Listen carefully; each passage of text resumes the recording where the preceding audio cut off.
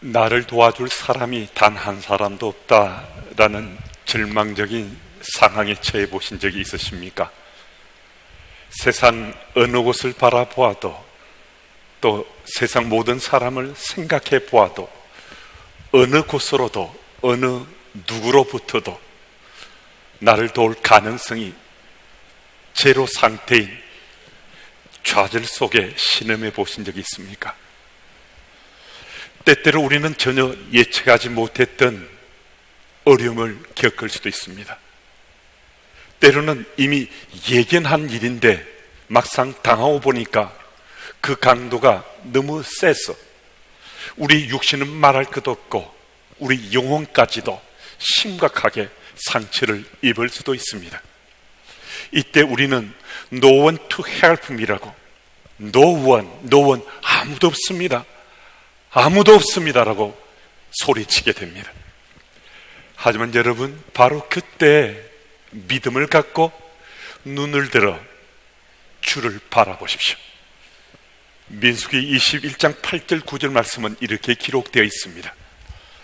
여호와께서 모세에게 이르시되 불뱀을 만들어 장대 위에 매달아라. 물린 자마다 그것을 보면 살리라. 모세가 놋뱀을 만들어 장대에 다니 뱀에게 물린 자가 놋뱀을 쳐다본 적 모두 살더라. 아멘. 이스라엘 백성들이 광야에서 하나님과 모세를 원망하며 불평했습니다. 하나님 앞에서 악을 행했습니다. 그때 그들은 불뱀에 물려서 모두가 죽을 수밖에 없게 되었습니다. 이스라엘 백성들에게 죽음의 공포가 엄습했습니다. 그런데 바로 그때 그들이 눈을 들어 믿음으로 장대 위에 달린 놋뱀을 바라본 사람은 다 살았습니다. 바라볼 수 있는 믿음만 있다면 no one이 아니라 only one입니다. 아무도 없다가 아니라 오직 한 분입니다. 절망과 좌절을 이겨내고 새로운 내일을 준비한 우리 희망은 no one이 아닌 only one으로 시작된다는 사실을 우리는 기억해야 합니다. 오늘 본문에 등장하는 38년 된 베데스다 목가에 있었던 병자가 언제 그곳에서 누워있기 시작했는지, 또 누가 옮겨주는지 우리는 그 사실은 알 수가 없습니다. 하지만 그가 얼마나 절박하게 간절한 심령으로 베데스다 목가에 거하고 있었는지 우린 짐작할 수 있습니다. 정말 고침을 받고 싶었던 거예요.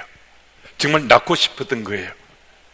하지만 그 절박함과 간절함은 이제는 절망과 좌절의 옷으로 갈아입혀지고 말았습니다. 오늘 본문 7절 말씀은 이렇게 말씀합니다. 물이 움직일 때에 나를 못에 넣어주는 사람이 없어 내가 가는 동안에 다른 사람이 먼저 내려가나이다. 노원이라는 겁니다. 아무도 없습니다.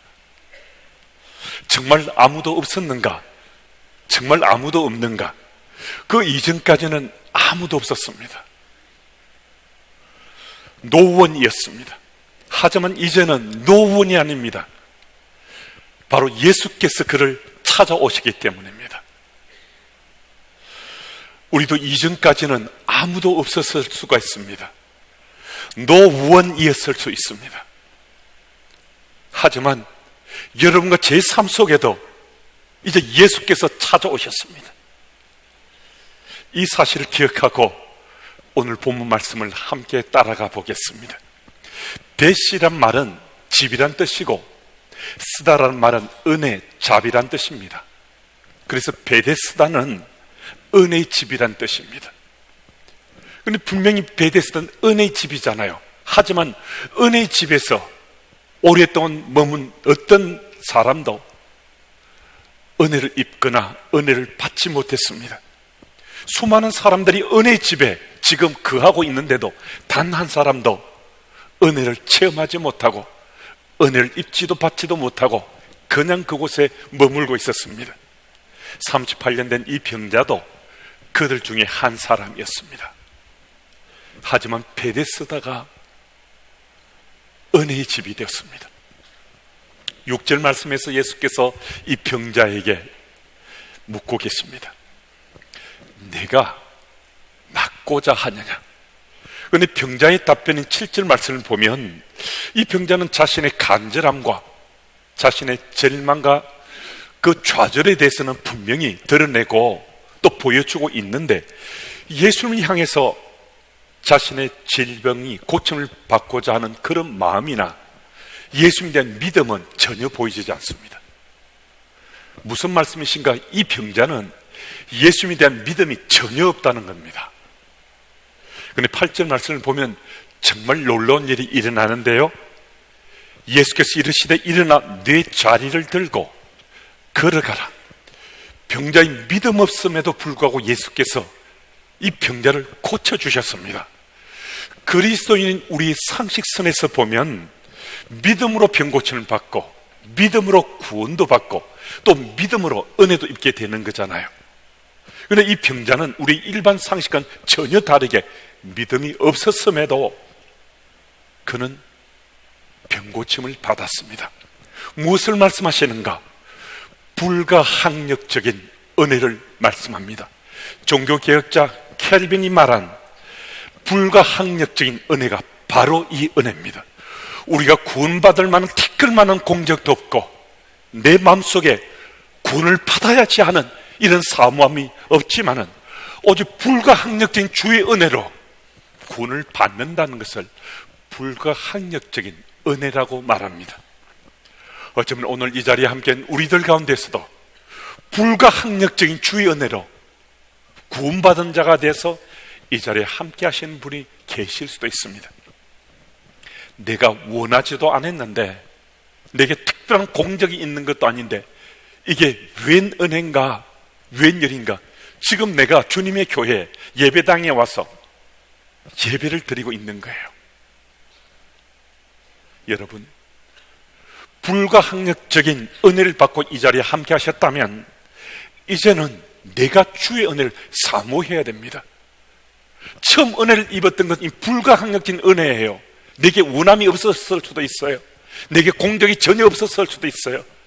그러나 불가항력적인 은혜를 체험한 그 이후의 스토리는 이제 내가 주의 은혜를 사모할 수 있어야 하나님 나라 백성으로 은혜 속에 거하며 오늘도 살고 내일도 살 수 있다는 거거든요. 구원받으면 주의 은혜 아니고는 어떤 이도 구원에 이를 수가 없습니다. 내 열심도, 내 노력도, 내 의지도, 내가 할 수 있는 어떤 행위도, 내 마음의 소원도, 어떤 것도 이것에 개입될 수 없습니다. 오직 십자가 위에서 피 흘려 죽으신 예수 그리스도의 십자가의 은혜로 우리가 구원받은 자가 됐습니다. 그런데 우리는 잊지 말아야 됩니다. 구원받은 그리스도인이 된 그 다음은요, 구원받은 그 이후는 우리 스토리가 써내려가야 됩니다. 내 열심도, 내 노력도, 내 섬김과 헌신도 이제 필요하게 됐습니다.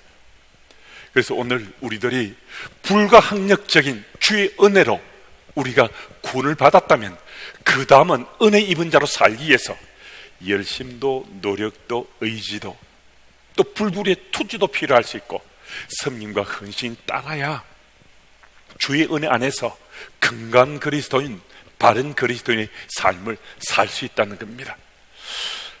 또 오늘 보면 8절을 보면 예수께서 이 병자에게 일어나라고 말씀합니다. 38년 이 병자가 일어날 수 없는 사람이잖아요. 베데스다 목가에서 지금 육신의 질병 일어날 수 없어서 누워있는데 예수께서 이 병자에 일어나라고 말씀합니다. 이 병자 입장에서 이게 도대체 무슨 말씀인가? 왜 이 터무니없는 이야기를 내게 쏟아내는가? 아주 불쾌하고 기분이 영 안 좋았을 수도 있습니다. 그런데 주님께서는 일어날 수 없는 이 병자에게 일어나라라고 아주 분명하게 말씀하셨습니다. 무슨 말씀이신가? 주께서 말씀하신 겁니다. 말씀의 능력으로 그에게 말씀하셨습니다. 우리 상식과 우리 경험의 틀을 깨뜨리는 것은 바로 말씀의 능력입니다. 주의 말씀의 능력입니다. 주의 말씀의 능력이 선포되었을 때 참으로 놀랍게도 이 병자가 일어났습니다. 일어났을 뿐만 아니라 자리를 들고 걸어가라 명했을 때 그는 일어나 자리를 들고 걸어갔습니다. 세 가지 명령인 일어나라, 자리를 들으라, 걸어가라 하는 이 모든 것이 말씀의 능력으로 그대로 이루어졌습니다. 여러분, 우리가 부인하려고 하고 또 아무리 부인하려고 하더라도요, 오늘 이 자리에 함께한 우리들에게 말씀이 임하고 있다는 이것은 노할 수 없습니다. 이 부인할 수 없습니다. 말씀의 능력을 지금 내가 체험하고 있는가 그렇지 않는가 이것은 다를 수 있습니다. 하지만 이미 말씀이 하나님 말씀이 내게 들려지고 있다는 것, 이것은 우리가 부인할 수 없습니다. 주의 말씀이 능력으로 내게 임하면 그 말씀은 내 속에서 파도치게 되어 있습니다. 여러분과 저는 이 하나님 말씀을 간직한 사람이거든요. 로마서 10장 17절 말씀은 믿음은 들음에서 나며 들음은 그리스도의 말씀으로 말미암음이다라고 말씀합니다. 그러니까 오늘 여러분과 제게 믿음이 있다면 그 믿음은 하나님 말씀으로 인한 믿음입니다. 그래서 우리 속에 있는 이 하나님 말씀이 움직이게 되면 여러분과 저는 이전처럼 하나님 말씀을 알지 못했던 그때처럼 살 수가 없습니다. 내 속에 하나님 말씀이 움직이면요, 이게 엄청난 부담이 됩니다. 하나님 말씀이 내게 움직이는 게 복 있는 거죠. 정말 우리 삶 속에 새로운 지경이 열려지게 된 거예요. 그런데 그 말씀이 내 속에 움직이면 분명히 복이지만은 내 속에 부담도 엄청나게 내가 갖고 이제 살게 되었습니다. 그 말씀대로 살지 않으니까 힘든 거예요. 그 말씀대로 쫓아가지 않으니까 내가 때로는 고통스럽기까지 한 거예요. 그리고 우리는 어떻게 할 것인가? 이 부담스럽다 생각된 이 말씀을 거룩한 부담으로 내 마음속에 간직하고 그 거룩한 부담대로 우리가 살아간다면, 그 말씀대로 살아간다면 우리 삶은 말씀대로 살아가서 말씀대로 열매를 맺고 말씀의 성취의 그 현장의 주역으로 살 수 있다는 거거든요. 오늘 여러분과 제 삶 속에 말씀이 역동하고 있으시다면요, 그 말씀을 나누는데 이제는 정말 발걸음을 옮겨갈 수 있어야 됩니다. 여러분, 우리 정말 사랑하는 가족들이 주변에 있잖아요.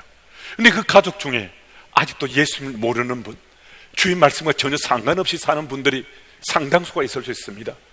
여러분, 정말 내가 사랑하고 아끼고 좋아하는 사람인데 그들이 죽습니다. 예수 복음, 하나님 말씀을 그들이 믿지 않고 그 말씀 속에 살지 못하면 그들 죽습니다. 그들이 죽는다는 것이 내게 일깨움 받아지면 어찌 우리가 예수 복음을 전하지 않을 수 있겠습니까? 내 속에는 예수 복음이 움직이는데 그 복음을 내 사람 가족들에게, 내가 정말 좋아하는 사람, 내가 존중하고 아끼는 사람, 그 사람들 전해야 될 타이밍이 언제나 내게 주어지는가? 그렇지 않습니다. 앞으로 1년 후에, 5년 후에, 10년 후에도 이만한 건강이 우리에게 주어진다. 누가 자신하겠습니까? 누군들 그때까지 우리가 건강하리라 보장된 사람이 있습니까? 오늘이라도 주께서 우리 보고 이름 부르며 오라 명하시면 단 한 사람 예 없이 우리는 천국에 입성해야 될 인생들입니다. 여러분, 38년 된 베데스다 목가의 이 병자에게 주의 말씀이 선포되었을 때 말씀의 능력으로 그 병자가 일어났습니다. 우린 예수님이 아닙니다. 예수님처럼 그런 능력을 소유하고 있지 않습니다. 하지만 말씀의 능력은 어제도 오늘도 내일도 변함이 없습니다. 말씀의 능력은 내 마음밭에도 내 입술에도 지금 내가 주의 말씀을 믿으면 그 능력이 되어서 우리 삶에 파도치게 되고 세상 속으로 전해지고 증거되게 되어 있습니다. 이런 복음 전파는 내 속에 있는 것이나 세상에 있는 것 가지고 전하는 것 아닙니다. 주께서 우리 주신 능력으로 전하기 때문에 나는 도구인 거죠. 우린 통로가 되는 겁니다. 누가 능력을 주신다고요? Only one입니다. 우리 주께서 우리에게 능력 주십니다. 그 능력을 지금 내가 덧입고 있다면 우린 더 이상 주저해서는 안 됩니다. 여러분, 오늘 우리 속에 있는 하나님 말씀, 이것이 거룩한 부담이라면 이 거룩한 부담을 거룩한 미션으로, 우리 사명으로 하나님 주시다 믿고서 예수 복음을 전하고 증가하는 일에 우리 마음과 생각을 모을 수 있어야 됩니다. 여러분, 38년 된 베데스다 목가의 병자를 일으키신 Only One이신 주의 말씀이 지금도 여러분들 속에도 제 속에도 있잖아요. 여러분과 제 속에서 움직이고 있잖아요. 지금 주의 말씀을 우리가 같이 듣고 있잖아요. 여러분들에게도 제게도 주의 말씀이 지금 선포되는 거잖아요. 여러분, 이 말씀이 생명이 되어서 우리 인생길의 길잡이 될 수 있습니다. Only one. 노원이 아닙니다. 아무도 없다가 아닙니다. 오직 한 분이 우리 인생길을 인도하심을 믿으시고, 특별히 이번 주 중에 맞는 이 추석 명절에 노원이 아닌 Only one, 주의 말씀, 그 말씀 붙잡고 가족들과 함께 주의 말씀 풍성히 나누시는, 또 그 현장에 함께 하시는 여러분들과 제가 되기를 예수 이름으로 축복합니다. 그리고 오늘 본문 3절 4절 말씀을 보면 이 베데스다의 목가는 전쟁터를 방불케 하는 치열한 경쟁이 지금 우리 눈 속에 쏙쏙 들어옵니다. 물이 움직일 때 먼저 뛰어들면 질병이 어떤 것이든 고침을 받을 수 있다는 거예요. 병자 본인이든 가족이든 주변 사람이든 물이 움직이기만 하면 눈을 부릅뜨고 있다가 뛰어들어서 고침을 받기를 원하는 전쟁터가 바로 이 베데스다 목가였습니다.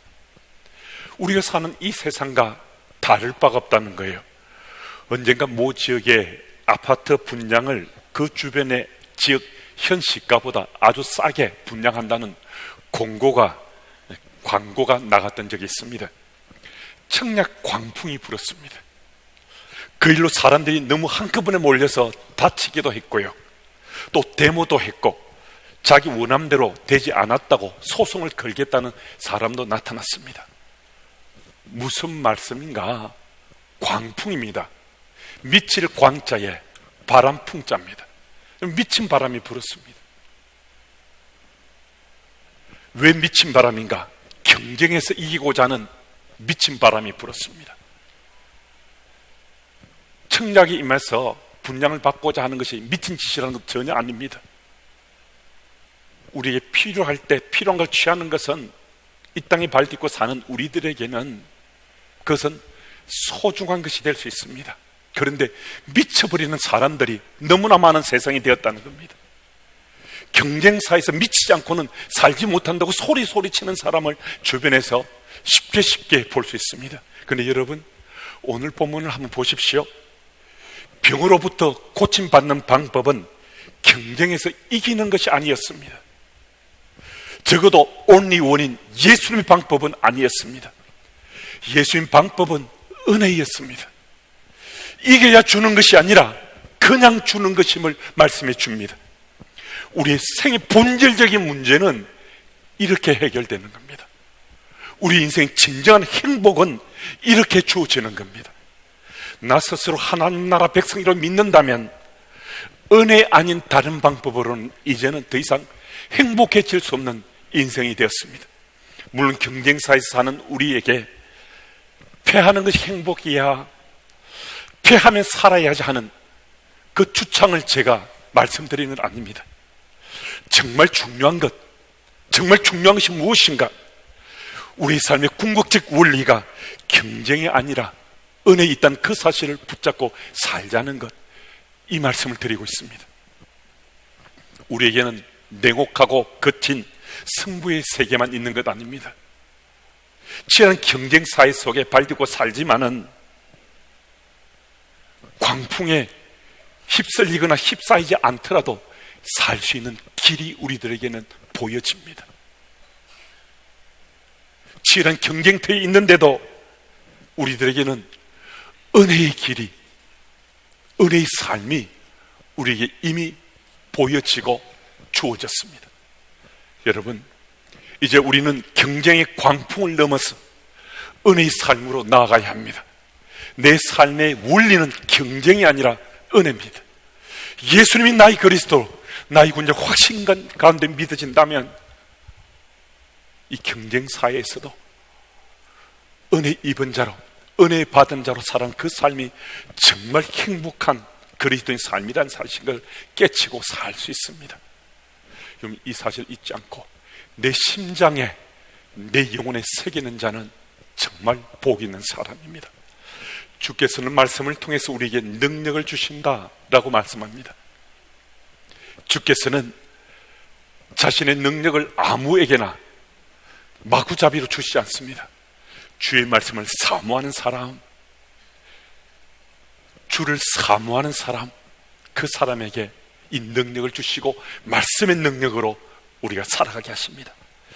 영적인 승패뿐만 아니라 우리 인생의 승패도 주의 말씀의 능력을 체험하고 사는가 그렇지 않는가로 결정될 수 있음을 말씀해 주십니다. 여러분, 인생길이 거칠고 까칠할 수 있습니다. 힘들고 어렵고 지금 고난의 한가운데 던져졌을 수도 있습니다. 그렇지만 no one이 아닙니다. Only one.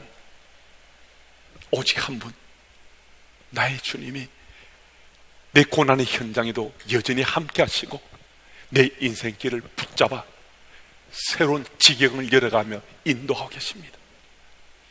여러분, 이 사실이 믿어져서 경쟁 사회에 살고 있는 우리 열심히 우리가 할 몫을 우리가 잘 감당해 살지만은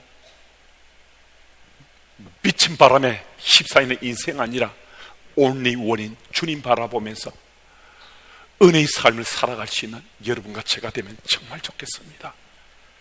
주께서 도와주셔서 분명히 이 땅에 발디고 살지만은 은혜 가운데 거하며 사는 그 길이 정말 행복한 길이다 하는 걸 확신하며 그 은혜 가운데 거하며 우리 살 수 있습니다. 주께서 only one으로 우리가 함께 하시는 믿으시고 오늘도 세상 속에서도 은혜의 삶을 살아가시기를 예수님 이름으로 축복합니다.